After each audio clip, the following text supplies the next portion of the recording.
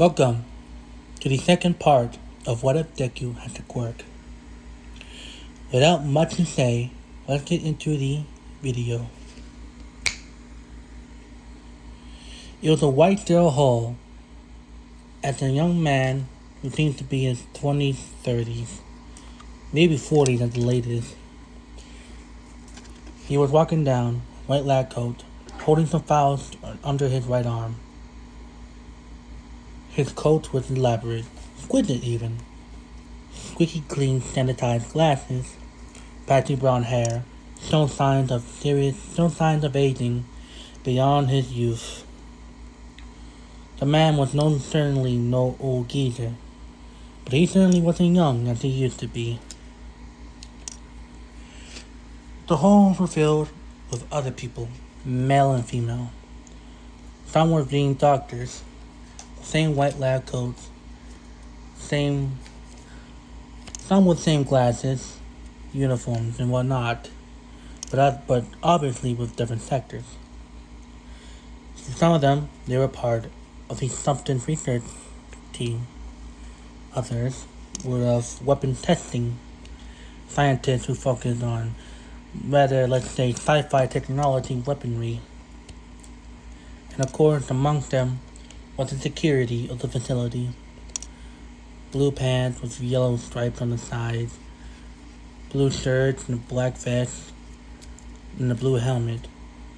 On the back of the vest, it spells out Black Mesa Facility. Why, of course, they were security after all.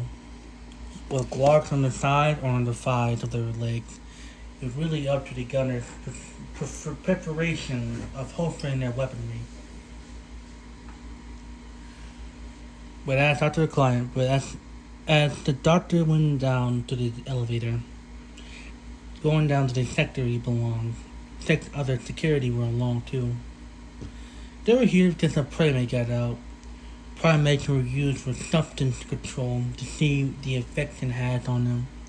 Some were new medicines, some were, let's say, less than ethical use of murdering in various kinds. These primates obviously serving as the perfect subject for testing.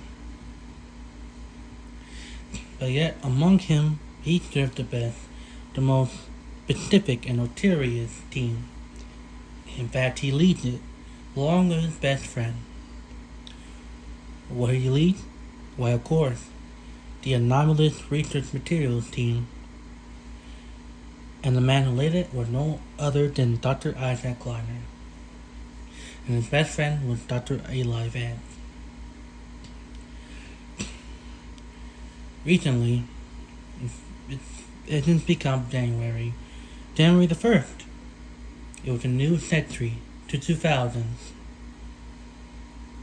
You wouldn't believe it if he was in 2000 either. Yet time has changed a lot. They had a new guy coming. They had a new member coming along. And he had to send one of his best researchers, who he had tapped from MIT, to go handle that in the other sector. But while the elevator goes down, the world between them gets distorted. It becomes different. The security begin to panic, and Dr. Isaac Kleiner also panicked internally, wondering what's going on and what's happening. The elevator wasn't breaking. No, it was different. It was like reality itself was breaking and repairing, tearing itself apart and replacing it. They saw what seemed to be different worlds than life. The same planet, but different. Some were gloomy, dark. Some were vibrant and more advanced. But suddenly, they seemed to be falling down in this long tunnel hole and showed some different places where seemed to be universes, alternate universes. Some way in the future, some way in the past, some in their current timeline, but different. So many events, so many different times.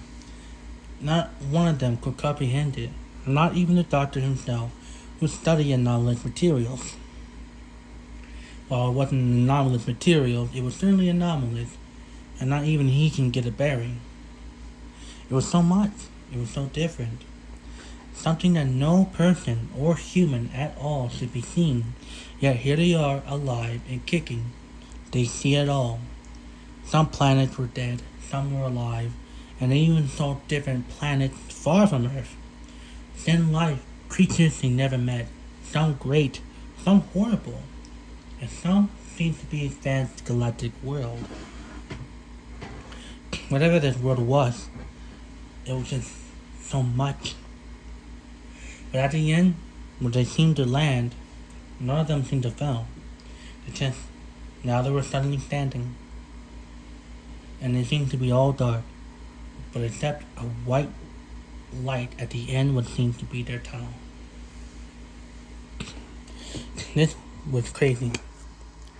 But one of the security team, who goes by the name of Mark Cedric, decided to take lead.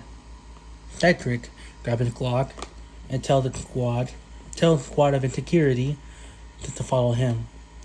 And Dr. Isaac Kleinek would also follow behind.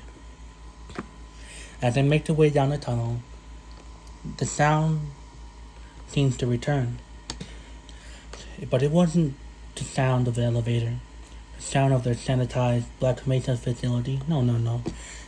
It sounded like fire crackling, a sound of explosion crackling.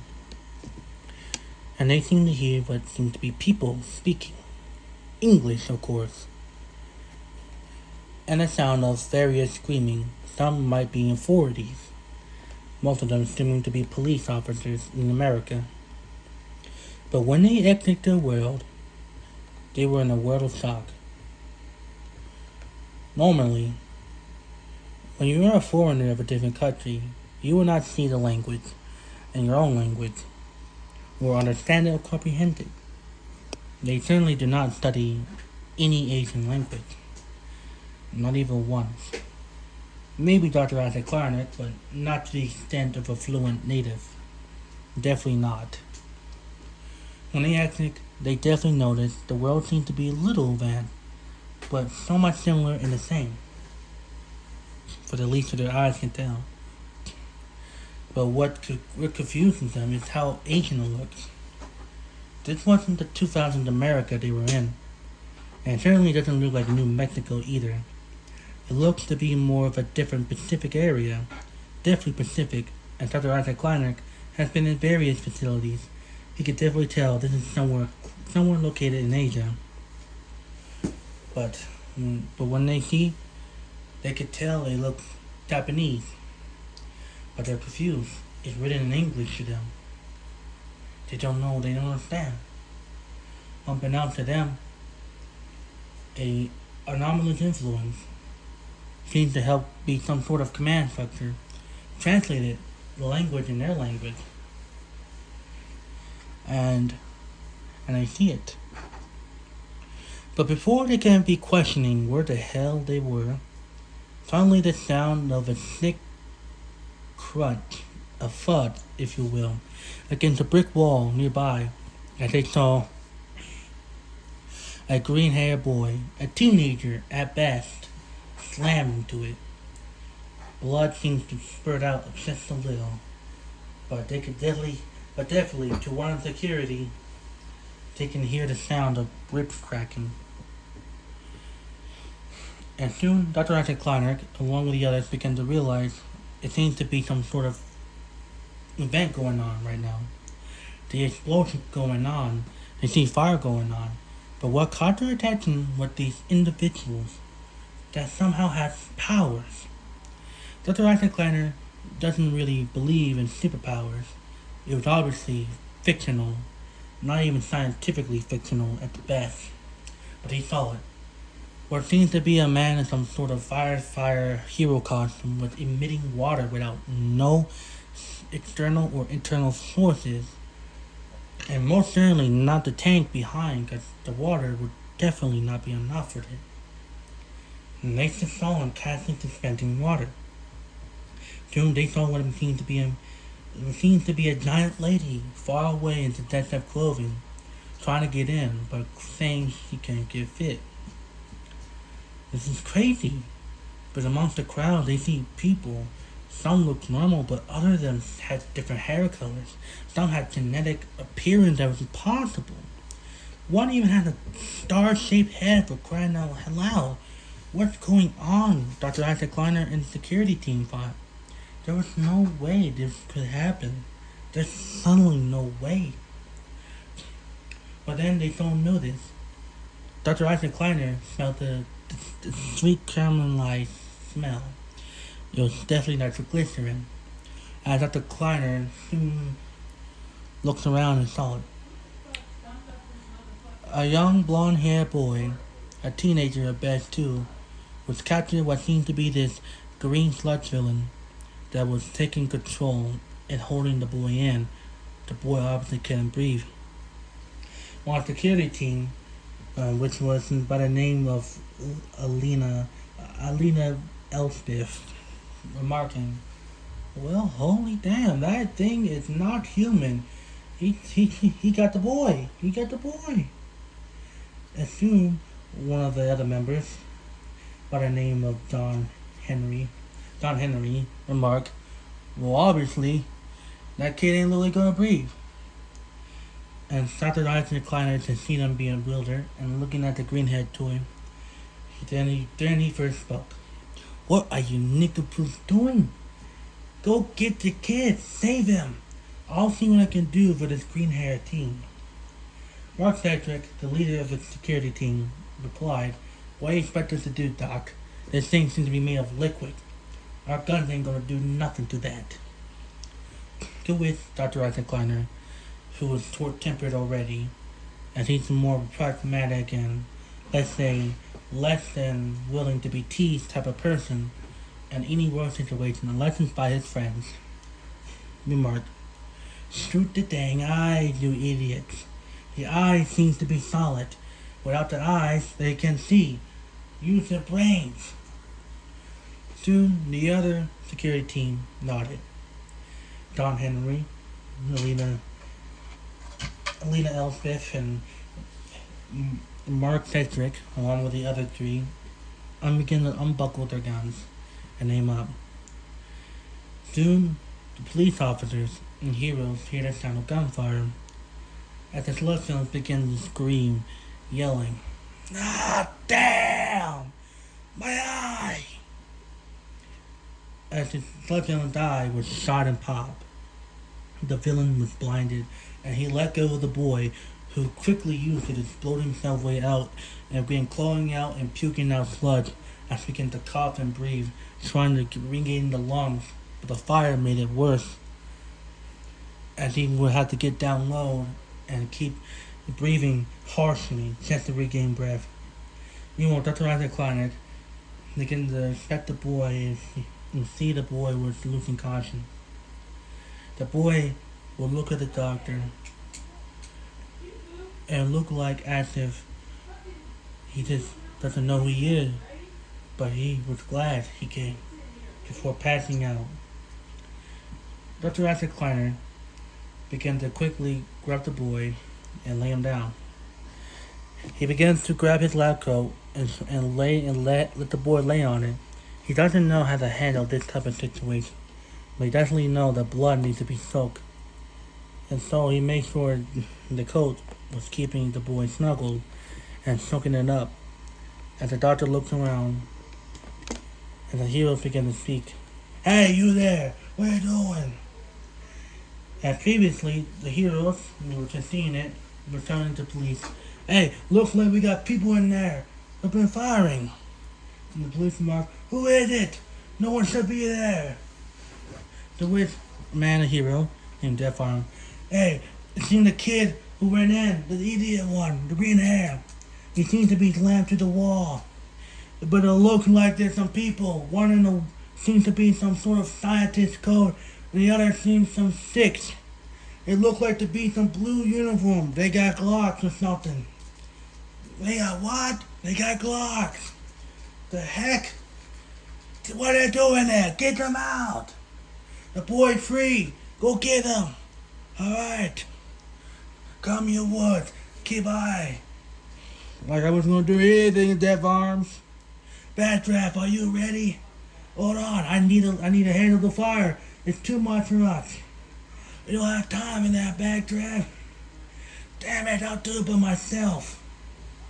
Therefore, I began to rush in and can scream, "Hey, what are you doing over there?" Dr. Isaac Kleiner, who was already beginning to be annoyed by the situation, and was also panicking, excited, a whole world of possibilities beyond them, to which he says, with a very loud voice, but not beyond screaming, "What do you think we're doing, you idiot? The kid's dying. Go help us out. Get the kid to safety." Step Arm said, "Who are you calling an idiot? Well, that's the point. Get out of here with the kid. This is dangerous. You're interrupting hero work." "Hero work? Yeah, hero work. You don't know what a hero is? I don't freaking know what a hero is. Doesn't matter. Just get out of there." And therefore began to rush in and began to grab the blonde-haired boy, Bakugo Kensuke, who was beginning to regain breathing and proper steady, but couldn't get up. He began to rush down with the boy. He couldn't certainly fight the sludge villain. His physical damage was worthless. But the sludge villain, who got his eyes shot, began to slam out violently, harshly, as the security team, after shooting his eyes, were shooting hopelessly at his body. The sludge villain's skin was sludge and liquid. The bullets can do nothing about it. But yet the security were doing their best, shooting and open firing, covering Dr. Isaac Planet, who began to carry the boy. And the boy was said to be skinny. But Dr. Isaac Clanny isn't really strong, so it's very heavy as well to him. Though not that heavy.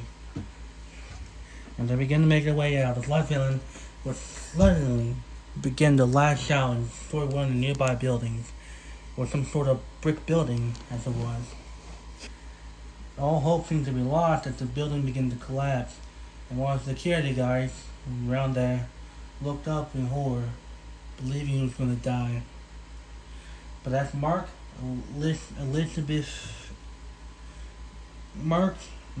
and Lena and John Henry began to look, suddenly the sound of a boom could be heard as the most buffest man to history, even beyond Arnold Schwarzenegger in their world, literally appeared in an iron flash that was beyond possible.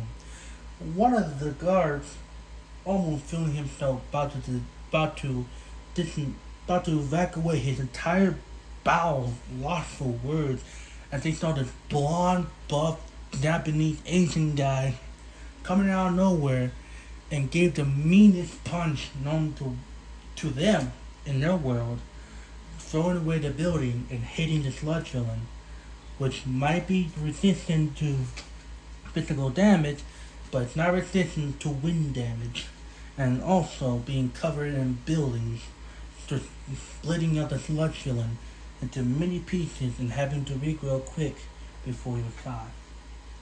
But yet, just as quickly, the sludge villain was caught and he was found, put into a bottle that All Might has grabbed nearby. As the security guy who was there just a moment ago almost felt himself pissing his pants, as he just had his heart seized up, his body muscle frozen up, thinking he was about to become fresh human paste on the pavement. But he was alive. And soon Mark, who had no time to let his guy stand there, tell him, "Hey, let's get out of here. We don't want to become human paste too." Security began to run away, as the guy who was panicking, standing still, nodded, and was just sweating hard as he began to run away. Was it from the fire? Who knows? But one thing for certain, that man was going to dream about that day a long time, realizing he really banked on his luck to be saved some science fiction, hero fiction, superhero out of nowhere of a comic book they probably don't read, saved them. And that man is certainly grateful for that luck. wherever he is. All Might had a sludge villain, as he managed to grab the sludge villain and contain them all. After that, Dr. Isaac Kleiner, who saw the other team by, Harry the boy down, and an emergency crews began to come by. Soon, police began to swarm the security who had guns, and they began aiming at the security and Dr. Isaac Kleiner as they began asking, "Who are you? Where you came from? What's your identity? What's your name?" It was much. So Dr. Isaac Kleiner, who's now short-tempered, even more, as Kleiner is always, Dr. Kleiner usually is. "Shut up, you nincompoop! How many times do I have to say that word? Oh, I need it. One at a time, please. One at a time.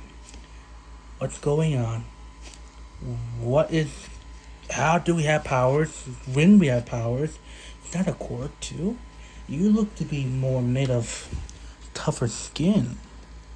Soon, as he got into analytical mode, he was cut off and Steph Death Arms came by. "Hey, what the hell you guys were doing there?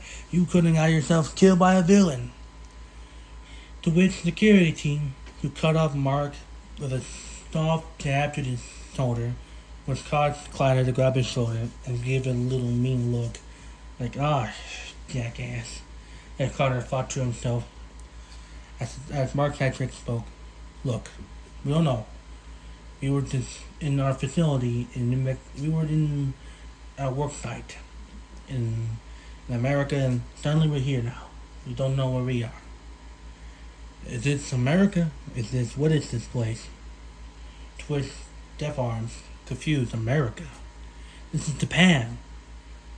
And all the security team were confused, like, "What? Japan? How they're speaking our language? Are they usually this fluent?" To which Kleiner asked, "How do you speak a language so fluently? Is Japan this fluent?" To which Death Arms, confused as well, What are you talking about? You speak Japanese." To which Kleiner replied, I don't doubt these guys. I definitely don't doubt these guys can speak Japanese. They definitely can't. But I know a little bit Japanese, but I'm not speaking Japanese. I'm speaking English to you." But Death Arms said, "What are you talking about? You're clearly speaking in Japanese right now to me. What are you saying?"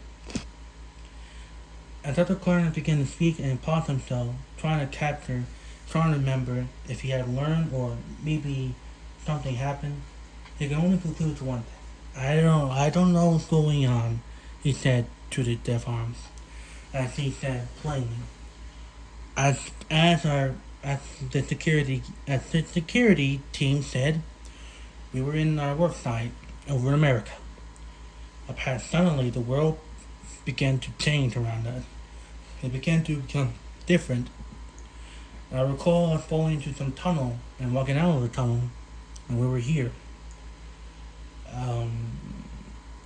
I don't know where we are, don't know exactly what's happening. All we know is that clearly we came here on some crazy thing, with some teleportation. As Death Arms began to ponder, All Might came up behind and handed the sludge villain over to the police officer as they looked at the 7 people and remarked, "American, eh? Well, that's interesting. Where are you guys from?" To which the security said various places, but as All Might began to look and listen, he had to leave soon because of the paparazzi and whatnot. But one of the police officers said to the security, "Clearly, you are not from our country. We'll have to take you in for background check where you came from, and maybe we can get you back to America." To which, of course, 7 people did. Before we do, Dr. Isaac Kleiner, who begin to feel like there's some connection going on, said, "Listen, what about that kid, the green hair kid? Is he gonna be alright?" To which the police officer said, "Well, I don't know who you are to him. As far as we know, But the kid will be fine. He'll be taken to a hospital, and his mother and parents will be called on bond. Are you some relative or something? To which Dr. Isaac Kleiner said, no, but I feel like something might, we may be here because of something. And that something could be possibly that kid. Police officer just looked, though certainly a bit found it awkward about it, just nodded and jotted down the words of Dr. Isaac Kleiner in his notes. Well, I don't know what to say to that, but all of us, we'll take you to a different police car. We can't fit you all in the same one. And they agreed. Dr. Isaac Kleiner and the other members will begin to learn about the world. Apparently, they were Japan. How they're speaking to each other in the same language, but also not in the same language is confusing. Clearly, Dr. Isaac Kleiner is speaking English, among the others too. But apparently, to the Japanese, they're speaking perfectly fluent Japanese. They weren't sure. It doesn't make sense. But they were glad for it though. Because if they were to be in Japan without any of that support, whatever it is helping them understand each other, they would definitely have a hard time explaining to the police officers and to these heroes, as the police officer called them. During the trip there, Dr. Isaac Kleiner himself definitely got a scientist's version of a hard-on as he learned about the world. Apparently, this world has a world. 80% of the world has this thing called quirks.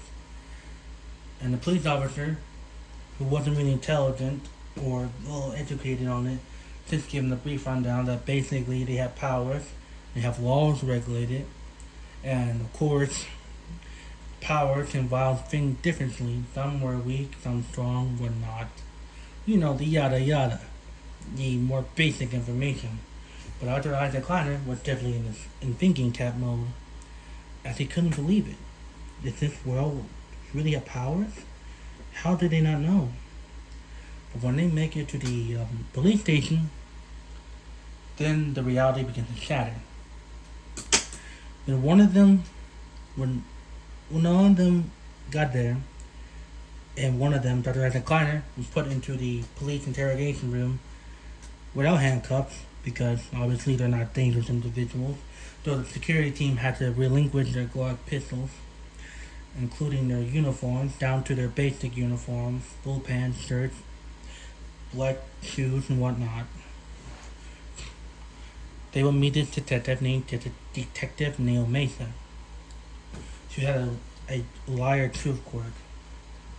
All I think that a Kleiner asked about his quirk, but the Detective Neil Mesa cut him off and began to say, okay, let's get started. What's your name? To which Dr. Isaac Kleiner said, my name is Isaac Kleiner. And then Mesa asked, what is your occupation, where you're from, date of birth? Dr. Isaac Kleiner would say, my occupation is a scientist. I can't go any more than that, as it is a secret government facility that we work for. But we're scientists in that sense. And I was born in insert his year when he was born, and Dr. Isaac Kleiner told his year. And he was from the United States of America. He was around Pennsylvania, and he was in last time he was in New Mexico. And so the detective named Mason took it down, and he cycled Dr. Isaac Kleiner out, and the other 6 individuals. They said their names, where they're from, and what their occupation. But of course, Detective Naomi Mason quickly realized that what they realized was true. The secret part is true, and most certainly, and to understand that they have some, I guess, United States government contract to keep the facility secret, and not much more than that, other than the facility exists and they work as security or scientists here.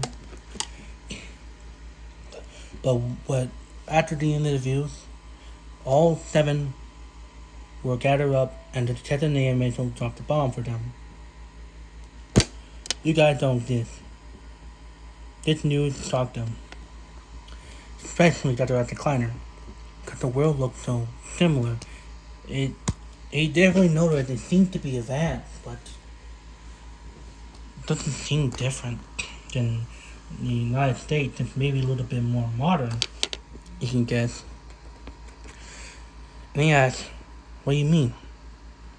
The detective named Angel said, "When we looked you guys up and we contacted the United States, we contacted some United States contacts in there through the embassy.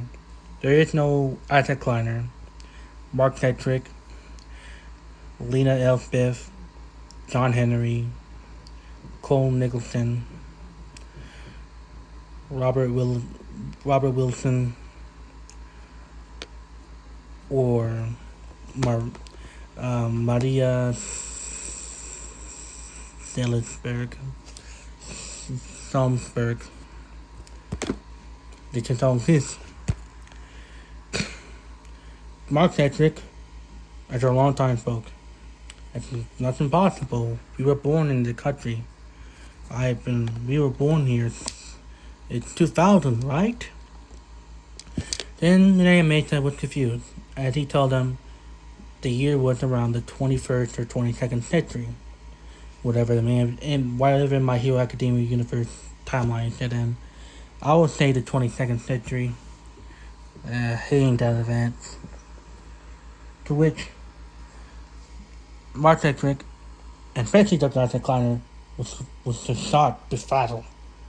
Dr. Arthur Kleiner said, "Excuse me, you say the 22nd century, as in 22, etc., etc." To which Dr. Detective Neil Mason said, "Yes, it is the 22nd century. You claim to be from the 20th century, 21st century?" And Dr. Arthur Kleiner said, "Yes. It doesn't look to be advanced, if I'll be honest with you." Detective Neil Mason didn't know how to say other than, "I guess time is different, I suppose." But none other than that. From there, it was a bit of confusing because they're not really a concern to the Japanese Immigration Service. However, the Japanese government was involving the Hero Safety Commission, and along with that, it was really quite hard because the 7 individuals don't even exist in history at all. As when they look into it, and the American government cooperating and helping them figure out who they are, they simply don't exist in the world. There were definitely guys with Isaac Kleiner and other names, but they don't match the same, they don't have the same history, and most importantly, they were definitely not the same people. In this facility, in Mexico, well, they don't know any about that. As far as they're concerned, they don't know, and it's not their business, and most importantly, it doesn't even exist in record. But that led them to a problem. What do we do with them? After police investigation, and Pierce debating, specifically All Might was involved in it, as he was responsible for the Slutsville incident, including the Hero Safety Commission. One thing was certain. They came from what seems to be some sort of alternate timeline or something, but somebody used the power to take them there. And one of them, and all connected to the boy. The Hero Safety Commission doesn't really care about this part because, well, as far as they're concerned, the boy is quirkless, so it could not be him. But investigation and the police obviously it's likely the boy had some sort of teleportation quirk or some summoning quirk that created fictional people. As the police argue with this logic that perhaps they came from the world that the boy created or something. Now, obviously, it wasn't true. It felt like an insult, especially to all seven who were there, because clearly they know the world exists. But the Hero Safety Commission just accept it and leave it up to them. And All Might had to also leave because, again, he's a hero at heart. He has no time to discuss and not save people. So we went out to the police again. And it ended up with this. It was clear the boy had responsibilities for this. And therefore, it seems like the boy is the responsible guardian. Now, obviously, this was confusing, a little weird out for the adults. Because a teenager responsible for them, an individual themselves, they definitely don't feel like that. That's a lovely idea at all. But as inflating the law, the police said, as per law, if they were no from a quirk, then by definition they are the possession of a quirk. They belong to the creator. However, they also acknowledged that also if they are still around or they are not bound by the user, this does create some contradictions because that would also mean they're not technically the creation of the person. No quirk is ever recorded to create or summon people, and it remains more than at most 2 hours. As one famous hero from the 21st century in around the 2080s could. And with that was all left to it.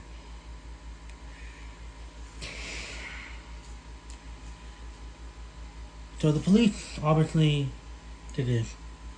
They will give them the registry form to sign out. As the police didn't want to really focus too much on this single incident, as they have more investigation to do. So they gave them citizen registry forms, told them to write down their birth date and everything, and they will just update it according to their information. And they'll become eventually not in the United States but Japanese citizens. And if they ever and they will still technically be considered under the quirk usage of Izuku, but Izuku was exempted from any legal troubles because it was obviously a life or death situation. And of course, they seem to be able to be independent of that quirk usage. It was really just them saying, look, we acknowledge you're an individual, but we will also acknowledge that you're from a quirk, and we will put you guys in a waiting room in the hospital. As the guy who got them there, Izuku, was still being covered. Oof, that was a mouthful. And that's where we ended off. The 7 individuals were escorted to a hospital, and they will wait, as they'll wait the day when the boy responsible for their arrival awake and they can talk to them. And that, ladies and gentlemen, is the second episode of What I Take as a Quirk. Sorry for the stuttering. I'm tired. It's a little bit late today. I got work to do and stuff. Life busy. But without further ado, have a wonderful day. And the next time, what I take you as a quirk.